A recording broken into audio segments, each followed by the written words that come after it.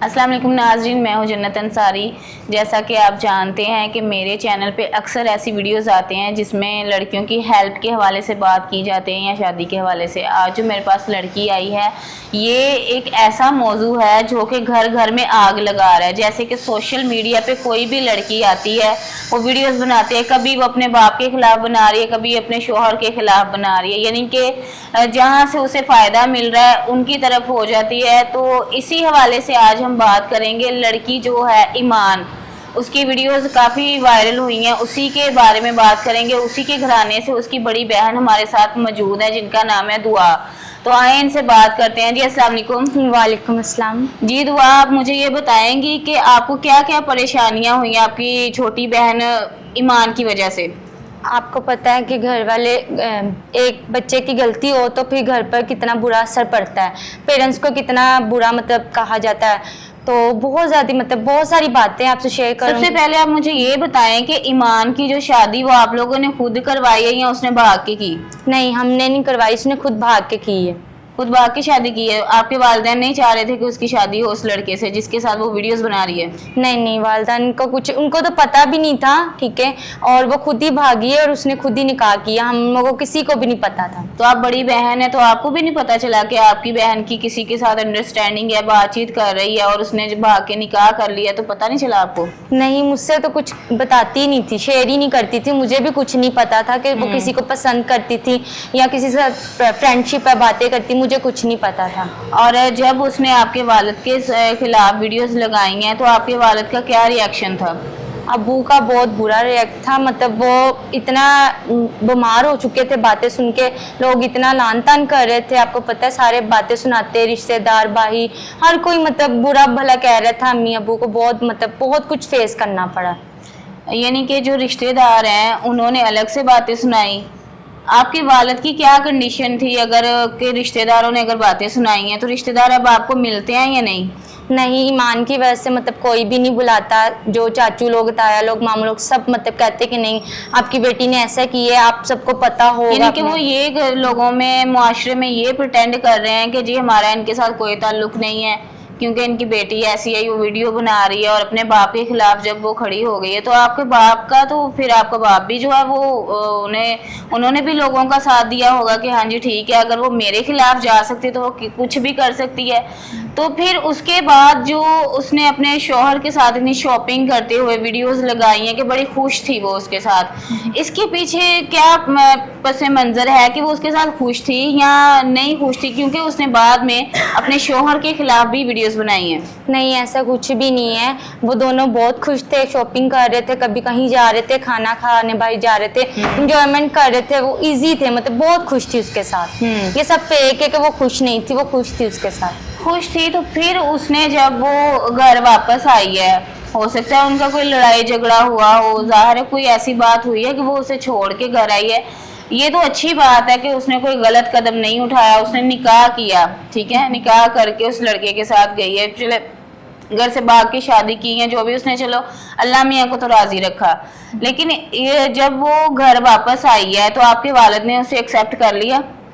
अबू ने पहले नहीं किया था, काफी रोई थी, यानी कि थोड़ा गुस्सा किया, फिर जब रोई तो पिघल गए कि फिर जब रोई है तो फिर अबू ने कहा चलो ठीक है, अब तुम कह रही हो इतना तो कर लेते हैं हम लोग ना। तो नहीं हुई, यानी कि वो बाप का दिल है तो वो पिघल गया कि बेटी अब रो रही है, नहीं देखा गया। लेकिन फिर जब घर आई है, घर आके उसने अपने शोहर के खिलाफ जब वीडियोस बनाई हैं, तब आपके वालिद को पता था या नहीं पता? नहीं, तब भी नहीं पता था। यानी कि वो खुद से कभी किसी के खिलाफ, कभी किसी के खिलाफ वीडियोस बना रही है, तो वो जो आपके मोहल्ले वाले हैं उनका क्या रद्द अमल था जब वो घर वापस आ गई है?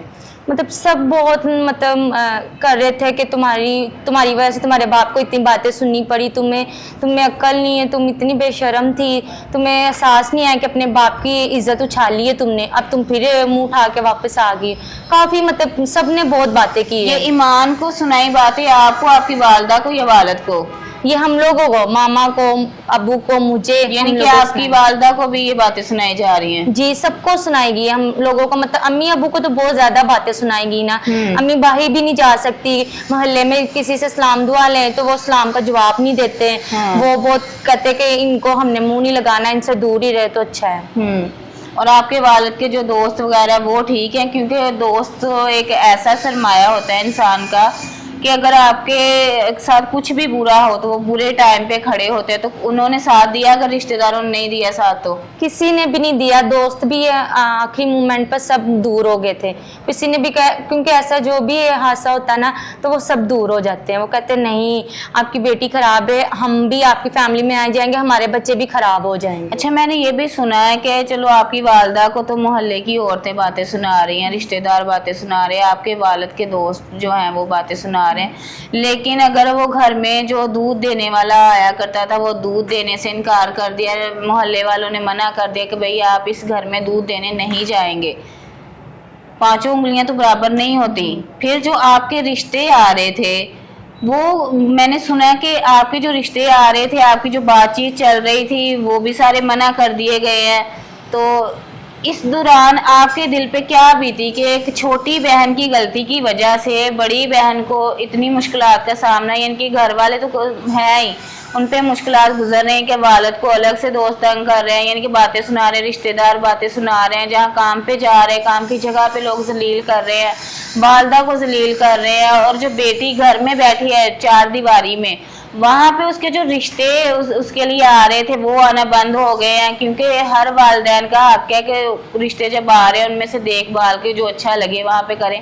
لیکن جو یہ منع بھی کرنا چاہ رہے تھے, جو انہیں اتنے خاص نہیں لگے, میں نے وہ بھی سنا کہ وہ ان لوگوں نے بھی اٹھ کے کہا بھائی ہم نے آپ جیسے گھرانے سے تعلق نہیں جوڑنا. تو جب اس طرح کی آپ باتیں سنتی تھی آپ کے دل پہ کیا بیتتی تھی؟